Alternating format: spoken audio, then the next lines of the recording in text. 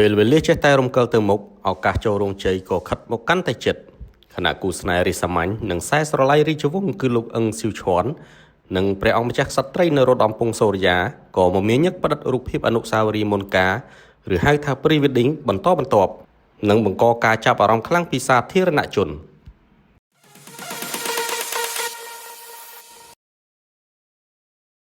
រូបភាពអនុស្សាវរីយ៍មុនការរបស់គូស្នេហ៍ទាំងពីរចុងក្រោយបំផុតដែលបង្កការចាប់អារម្មណ៍បានលេចឡើងនៅលើបណ្ដាញសង្គមកាលពីថ្ងៃ25កញ្ញា2025នោះគឺជាឈុតតំណាងឲ្យភាពរុងរឿងនិងឧត្តមភាពកិត្យានុភាពនៃវប្បធម៌ដ៏ល្អផូរផង់របស់ខ្មែរដែលសូម្បីតែម្ចាស់សម្អាងការដែលបំពេញតួនាទីជាអ្នកសម្អិតសម្អាងកាយឲ្យគូស្នេហ៍មួយគូនេះក៏ធ្លុយនៅពាក្យមោទកភាពដែរសិនឌីសំអាងការពិតជាមានកិត្តិយសយ៉ាងក្រៃលែងដែលបានតុបតែងកាយថ្វាយព្រះអង្គម្ចាស់ក្សត្រីនរោត្តមពង្សសូរិយាព្រះបុត្រីនៃសម្ដេចក្រមព្រះនរោត្តមចក្រពង្សនេះគឺជាការថ្លែងរបស់ម្ចាស់សំអាងការល្បីឈ្មោះមួយនេះនៅក្នុងឈុតនោះលោកអឹងស៊ីវឈ័នស្លៀកក្បិនពាក់អាវកបិទដៃវែងពណ៌ខ្លាញ់ក្តាមហើយព្រះអង្គម្ចាស់ក្សត្រីនរោត្តមពង្សសូរិយាក្រងឈុតស្បៃនិងឈុតពីនីកន្សែងដែលរំលឹកទៅដល់អនុស្សាវរីយ៍មួយដែលកើតឡើងនៅក្នុងអំឡុងទសវត្សរ៍ទី60តាមសំអាងការសិនឌីដដែលបានឲ្យដឹងថាឈុតដែលតុបតែងឆ្លងនៅលើព្រះកាយព្រះអង្គម្ចាស់ក្សត្រីគឺជាឈុតមួយយកលំនាំតាមឈុតនៃសម្ដេចព្រះវររាជមាតាជាតិខ្មែរកាលទ្រង់ក្រសាលកុនកាលពីទសវត្សរ៍ទី60ជាមួយសម្ដេចព្រះបិតាជាតិព្រះបរមរតនកោដ្ឋនៃយើងប្រិយមិត្តជាច្រើនបាននឹងកំពុងបង្ហាញការចាប់អារម្មណ៍ទៅលើរូបភាពអនុស្សាវរីយ៍មុនការរបស់គូស្នេហ៍មួយគូនេះ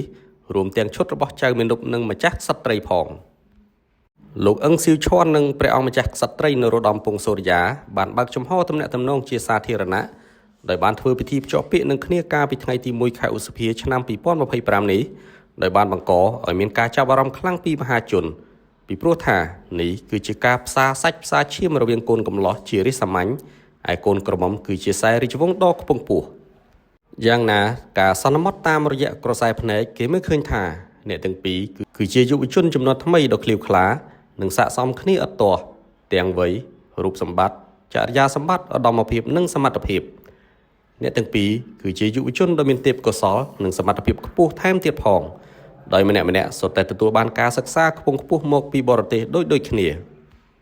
ក្នុងនោះលោកអឹងស៊ីវឈ័នមានវ័យ24ឆ្នាំគឺជាកូនប្រុសទី3របស់អ្នកអង្គការអឹងប៊ុនហៅនិងលោកជំទាវហេងសុខាបានបញ្ចប់ការសិក្សាថ្នាក់បរិញ្ញាបត្រជំនាញ Financial Accounting មកពី Brunel University of London ប្រទេសអង់គ្លេស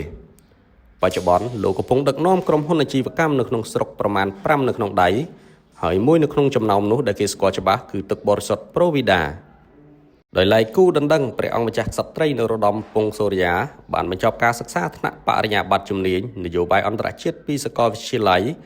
University of International Business of Economics ពីរដ្ឋធានីប៉េកាំងសាធារណរដ្ឋប្រជាមានិតចិនយ៉ាងណាត្បិតថាពិធីភ្ជាប់ពាក្យបានប្រព្រឹត្តទៅដោយបើកចំហជាសាធារណៈក៏ប៉ុន្តែពាក់ព័ន្ធនឹងការបរិច្ឆេទដែលអ្នកទាំងពីរនឹងចូលរោងជ័យសំពះផ្ទឹមទទួលផ្កាស្លាជាមួយគ្នានោះនៅមិនទាន់ត្រូវបានបើកបង្ហាញនៅឡើយទេគិតត្រឹមរសៀលថ្ងៃទី27កញ្ញាឆ្នាំ2025នេះដូច្នេះហើយគេរំពឹងថ្ងៃមង្គលការជាផ្លូវការហើយក៏អន្តរសារចង់ឃើញពីទស្សនវិជ្ជាពិធី